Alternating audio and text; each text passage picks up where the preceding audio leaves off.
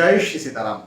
एक बहुत ही अजीब वाक्या मैं आपको यहाँ पर सुनाने जा रहा हूँ। एक व्यक्ति ने मुझसे कंसल्टेशन लिया। उन्होंने मुझसे कहा कि सर, मैं भोले बाबा की, महादेव की आराधना रोज करता हूँ, मैं उनका भक्त हूँ, लेकिन जितनी आराधना करता हूँ उतनी मेरी समस्याएं बढ़ती जाती है। महादेव जी की आराधना करना मेरी समस्याओं को बढ़ा देता है, मेरे जीवन को आसान तो नहीं करता, उल्टा और दिक्कतों में डाल देता है। मानसिक अशांति तो होती है, काम काज भी सही से नहीं चल रहा है, पारिवारिक तौर पर मैं परेशान हूं, लेकिन मुझे यह लगता है कि ये मेरी परीक्षा ली जा रही है, तो मैं और भक्ति में जो है वो जाता हूं और महादेव जी की आराधना करते रहता हूं। लेकिन मन में सवाल तो उठता है, सर मनुष्य हूं, इंसान हूं, मन में सवाल तो उठता है कि भाई महादेव जी, भोले भोले जिनको बोलते हैं, उनकी मैं आराधना कर रहा हूं और मुझे समस्याएं मिल रही हैं, और मुझे समस्याएं और ज्यादा बढ़ रही हैं, मैं प्रॉब्लम्स में और ज्यादा फंस रहा हूं। तो सर आप ही बताएं कि ऐसा क्यों हो रहा है, मुझे क्या महादेव जी की आराधना करनी बंद कर देनी चाहिए? यह एक व्यक्ति का मुझसे सवाल था। और देखिए, बड़ा बड़ा मेरे लिए भी जब मैंने ये बात सुनी तो मुझे मुझे मानसिक तौर पर परेशान करने वाला ये सवाल था। क्योंकि सचमुच में महादेव जी जो है वो परमात्मा है, परमेश्वर है, सर्वभूतादिवासम।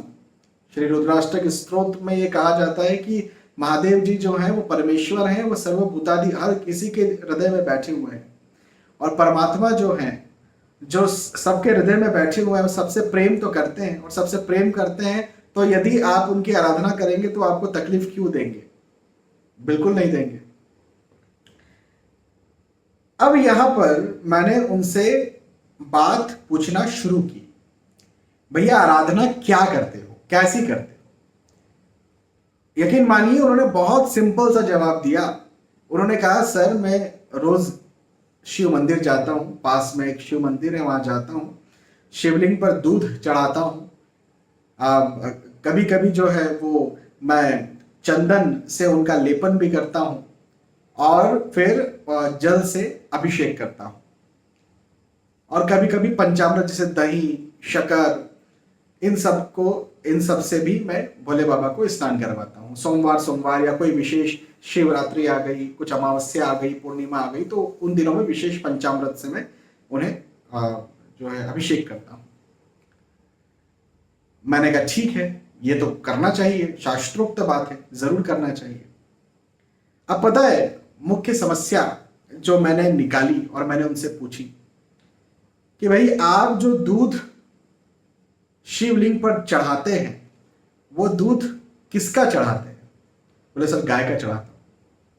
मैंने कहा ये भी बहुत अच्छी बात है, गाय का दूध ही तो कहा गया है, सर्वप्रथम तो गाय का ही दूध है जो शिवलिंग पर चढ़ाया जाना चाहिए। मैं कच्चा चढ़ाते, गर्म तो नहीं चढ़ाते? बोले नहीं, कच्चा जैसा आता है ना वैसे ही वाला दूध चढ़ाता हूं। मैंने कहा ठीक है।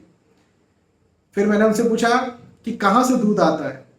उन्होंने एक फेमस कंपनी का नाम बताया, मैं नाम तो यहां पर नहीं लूंगा, लेकिन वो पैकेट वाला जो केमिकल मिल्क होता है, केमिकल कहने का मतलब पाउडर मिल्क, जिसमें पूरी तरह से जो ओरिजिनल गाय का दूध नहीं है, जिसमें मिलावट की गई है, उस दूध का नाम लिया, कंपनी का नाम लिया, पैकेट मिल्क का नाम लिया।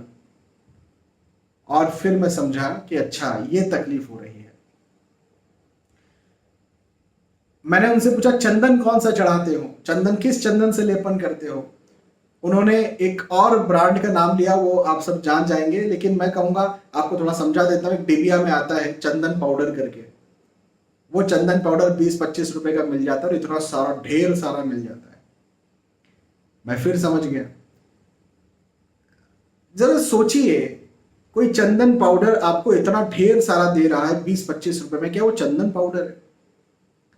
नहीं जी, वो केमिकल है। क्या वो जो ओरिजिनल दूध है, क्या आप जो पैकेट मिल्क जो दे रहे हैं वो क्या ओरिजिनल दूध है? नहीं जी, उसमें मिलावट है, केमिकल है। ऐसे ही दही, ऑब्वियसली फिर वो दही भी उसी दूध का बना तो केमिकल है। तो ये जो मिलावटी चीजें आप चढ़ा रहे हो महादेव जी पर, क्या इससे महादेव प्रसन्न होंगे? बिल्कुल प्रसन्न नहीं होंगे, दुखी होंगे। बिल्कुल आपको अच्छे रिजल्ट्स नहीं मिलेंगे, उल्टे रिजल्ट्स मिलेंगे। मैंने उन्हें कहा कि आप एक काम करो, आप ये दूध और ये सब छोड़ दो, चंदन और वगैरह, आप शुद्ध जल मिलना तो बहुत आसान है, कुएं का, हैंडपंप का, आपके घर में जो पीने का पानी आता है वो जो झूठा ना हो, वो जल लेकर के तांबे के लोटे से शुद्ध जल आप चढ़ाओ, और फिर मुझसे 1 महीने बाद कंसल्टेशन लो आप। वो मेरे पास आए 1 महीने बाद, उन्होंने कहा सर चीजें बेहतर हैं, लेकिन ऐसा क्यों हुआ, क्या दूध न चढ़ाएं? हमारे यहाँ तो यही केमिकल मिल के ही आता है, हम तो यही चंदन पाउडर चढ़ा सकते हैं। मैंने कहा देखिए, महादेव पर दूध चढ़ाने का शास्त्रोक्त वचन है कि इससे बहुत लाभ मिलता है। महादेव पर दूध चढ़ाया ही जाना चाहिए, गाय का कच्चा दूध चढ़ाया ही जाना चाहिए, भैंस का भी चलेगा लेकिन कच्चा दूध। लेकिन जो आप चढ़ा रहे हो, जो भी चीजें आप लेपन कर रहे हो, जो भी आप लगा रहे हो, जिससे पंचामृत जिसको आप समझ रहे हो, क्या वो सचमुच में एक्चुअल वो चीज है जिसके बारे में शास्त्र में कहा गया है? वो व्यक्ति धन्य है, वो व्यक्ति बहुत भाग्यशाली है जिसको ओरिजिनल रियल गाय का दूध मिलता है और वो चढ़ा देता है। वो भी भाग्यशाली जिसको ओरिजिनल भैंस का भी दूध मिलता है तो चढ़ा देता है महादेव जी पर।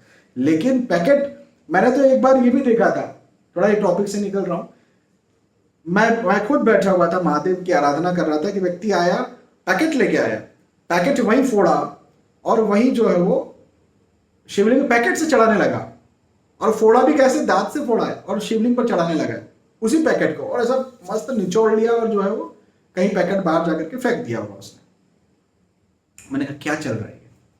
तो दूध चढ़ाने में हम इतने अंधे हो गए हैं कि हम केमिकल मिल्क कौन सा है, ओरिजिनल मिल्क कौन सा है, ये भी नहीं जान रहे। हम चंदन लेपन में इतने अंधे हैं कि हम वो जो 20 रुपए वाला पाउडर क्या ओरिजिनल चंदन है, हम ये भी नहीं जान पा रहे।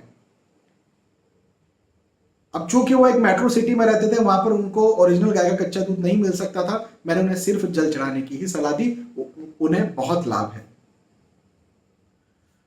तो जिन लोगों का कहना यह है कि सर हम बड़े शहर में रहते हैं, हमको कहां से ओरिजिनल दूध मिलेगा, मत चढ़ाओ ना भैया।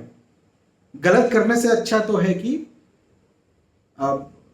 गलत मत करो, आप जो है सिंपल जल ही चढ़ा दो ना। अच्छा सर हम गरीब हैं, हमारे पास चंदन कहां से आएगा, चंदन तो बहुत महंगा होता है, मत चढ़ाओ ना भाई चंदन। आप जो है वो सिंपल जल चढ़ा करके अभिषेक कर लीजिए, शुद्ध जल तो गरीब हो तो भी मिल जाएगा, तो शुद्ध जल से तांबे के लोटे से अभिषेक कर लीजिए। तो मेरा कहना यह है कि देखो, पूजा पाठ करने के तरीके होते हैं, हम सिर्फ ये पढ़ रहे हैं कि भाई दूध चढ़ाना चाहिए, दही चढ़ाना चाहिए, शक्कर चढ़ाना, शक्कर का बोला ही नहीं गया शास्त्रों में। पंचामृत में शक्कर भी ली जाती है, दूध, दही, शक्कर, घी और शहद, ये पंचामृत है। और तो इसमें शक्कर कहां से आ गई? शक्कर तो अभी अभी बनने लगी है फैक्ट्रियों में। सुगर रॉक जिसको कहते हैं मिश्री, वो पंचामृत में आती है। घी, दही, दूध, ये तो जो है, यदि कोई ऐसी आप कंपनी का ले रहे हैं, और कंपनी कहने का मेरा मतलब है जो केमिकल मिल्क से बनता है, तो कोई मतलब ही नहीं है, पंचामृत है ही नहीं। शहद, चलो शहद फिर भी इन जनरल आपको अच्छी ब्रांड, जैसे डाबर का शहद बहुत अच्छा आता है, पतंजलि वाले भी अच्छा शहद देते हैं, तो चलो ये कंपनी का आपने शहद ले लिया तो ये आप चढ़ा सकते हैं, इससे आप अभिषेक कर सकते हैं। गन्ने का जूस जो होता है वो भी ओरिजिनल आपको मिल जाएगा, उससे भी आप अभिषेक कर सकते हैं। लेकिन यदि आपके पास ये सब ओरिजिनल चीजें नहीं है तो आप अपने परिस्थितियों को दोष मत दीजिए, अपने पैसे धन नहीं है इसको दोष मत दीजिए, हम मेट्रो सिटी में रहते हैं इसको दोष मत दीजिए। सिंपल शुद्ध जल चढ़ा करके अभिषेक कीजिए ताकि आपको विपरीत फल न मिले। ठीक है, यही आपको समझाना था मुझे आज। मुझे विश्वास है कि आपको ये बात समझ में आई होगी। फिर मिलेंगे आने वाली वीडियोज में, तब तक के लिए आज की इस वीडियो आपसे विदा चाहता हूँ। जय श्री सीताराम।